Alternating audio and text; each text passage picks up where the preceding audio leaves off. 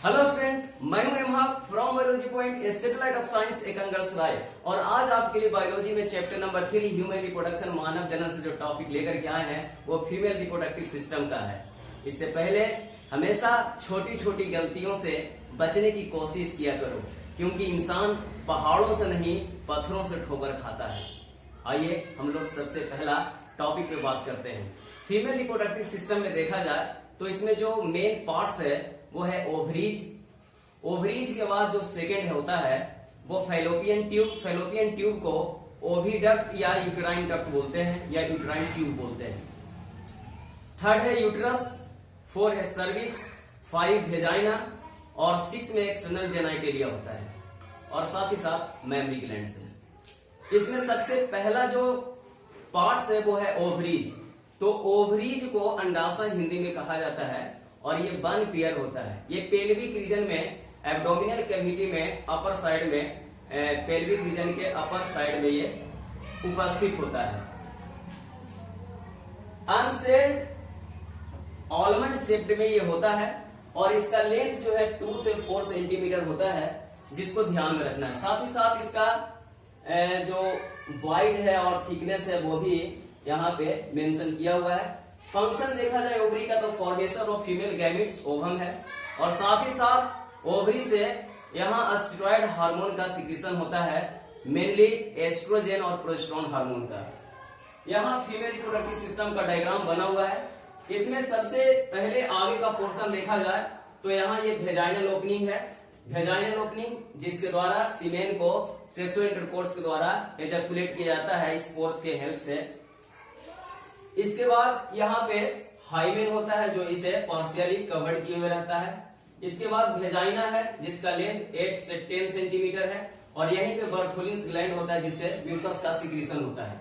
इसके बाद ये एक्सटर्नल ऑस है, इसे सर्विकल कैनाल कहते हैं, और ये इंटरनल ऑस है और ये पोर्शन जो है कहला रहा है यहाँ पे सर्विक्स। ठीक है। इसके बाद ये यूट्रस है जहाँ पे एम्ब्रियोनिक डेवलपमेंट या फीटस का डेवलपमेंट होता है और इसके जस्ट ऊपर ये यूट्राइन फंडस है।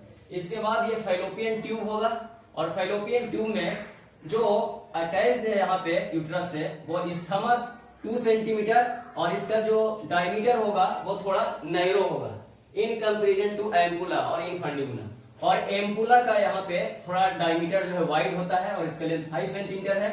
और आगे का जो भाग है इनफंडिबुलम है जिससे फिमरी होता है, इसे फिमरी कहते हैं, जो ओवरी को इस तरह से पकड़े हुए रहता है, फिंगर लाइक प्रोजेक्शन। और इसमें एक छिद्र होता है ओस्टियम, जिससे ओवम जब यहाँ से ओवरी से रिलीज होता है तो फिमरी उसको कैच करता है और फैलोपियन ट्यूब के अंदर इनफंडिबुलम में जो ओस्टियम पोर्स है उसके द्वारा वो ओवम इंटर कर जाता है और उसके बाद मूव करके एम्पुला तक आता है और यहाँ फर्टिलाइजेशन होता है। फैलोपियन ट्यूब का जो लेंथ है वो 10 से 12 सेंटीमीटर है, ये ध्यान में रखना है। और यूटेराइन वॉल को देखा जाए तो आउटर पेरीमेट्रियम, मिडिल मायोमेट्रियम और इनर जो होता है वो एंडोमेट्रियम होता है। तो ये ध्यान में रखना है ये स्ट्रक्चर इसका। ओवरी का स्ट्रक्चर देखा जाए तो ओवरी में टोटल 4 लेयर होता है। आउटर लेयर को जर्मिनल एपिथेलियम, उसके बाद ट्यूनिका एल्बुजिनिया, फिर कॉर्टेक्स होगा, फिर मेडुला होगा। इसके बाद यहाँ जर्मिनल एपिथेलियम से प्राइमोडियल फॉलिकल का फॉर्मेशन होगा और ग्रैनुलोसा सेल्स का जब एक लेयर बनता है तो उसको प्राइमरी फॉलिकल बोलते हैं, फिर सेकेंडरी फॉलिकल, फिर टर्शियरी फॉलिकल, फिर मैच्योर फॉलिकल बनता है। मैच्योर फॉलिकल को हम लोग मैच्योर ग्राफियल फॉलिकल भी कहते हैं, ये ध्यान में रखना है। मैच्योर ग्राफियल फॉलिकल,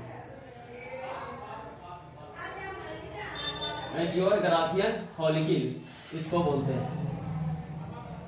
और यहां से जब ओवम रिलीज हो जाएगा तो इसको बोलते हैं रप्चर्ड फॉलिकल। और ये ओवम जब रिलीज होता है ओवरी से तो उसको ओव्यूलेशन बोलते हैं। और इसके बाद फिर इसका रप्चर्ड फॉलिकल चेंज कर जाएगा कॉर्पस लुटियम में, जो 21st day during menstrual cycle में ये इसका फॉर्मेशन होता है। और इससे जो सिक्रीट होता है वो प्रोजेस्टेरोन हार्मोन का सिक्रीशन होता है और ये प्रोजेस्टेरोन हार्मोन का जो रोल है वो मेंस्ट्रुअल साइकिल और प्रेगनेंसी में है। और उसके बाद कॉर्पस लुटियम चेंज करता है कॉर्पस एबिलिकन्स में। और साथ ही साथ ये ध्यान में रखना है कि जो डेवलपिंग फॉलिकल है इससे एस्ट्रोजन हार्मोन का सिक्रीशन होता है जो सेकेंडरी सेक्सुअल कैरेक्टर को कंट्रोल करता है। तो ये यहाँ से ध्यान में रखना है। और इसके अंदर जो यहाँ फ्लूइड है, मैट्रिक्स है, उसको स्ट्रोमा बोलते हैं। उसके बाद सेकेंड ओविडक्ट है। ओविडक्ट को हम लोग यूटेराइन ट्यूब, फैलोपियन ट्यूब, इसका लेंथ 10 से 12 सेंटीमीटर होता है। इसके 3 पार्ट्स है, इनफंडिबुलम, एम्पुला और इस्थमस। इनफंडिबुलम जो होता है वो हमारा फनल शेप्ड होता है और इनफंडिबुलम में फिंगर लाइक प्रोजेक्शन निकला होता है जिसको हम लोग फिब्री बोलते हैं, जो ओवरी को पकड़े हुए रहता है। और आफ्टर जब ओव्यूलेशन के दौरान ओवम जब रिलीज होता है तो उसको वो कैच करता है। और ampulla is the site of fertilisation, और उसके बाद इस्थमस जो है वो हमारा नैरो पार्ट है हमारा फेलोपियन ट्यूब का। तो इससे बहुत सारा ऑब्जेक्टिव क्वेश्चन सोल्व होगा, इसको ध्यान में रखेंगे। और भी टॉपिक रह गया उसको हम लोग नेक्स्ट लेक्चर में कंप्लीट करेंगे। जहां तक रास्ता दिख रहा है वहां तक चलिए, आगे का रास्ता वहां पहुंचने के बाद दिखने लगेगा। मिलेंगे हम लोग नेक्स्ट टॉपिक को लेकर के नेक्स्ट लेक्चर में। तब तक के लिए थैंक यू, धन्यवाद।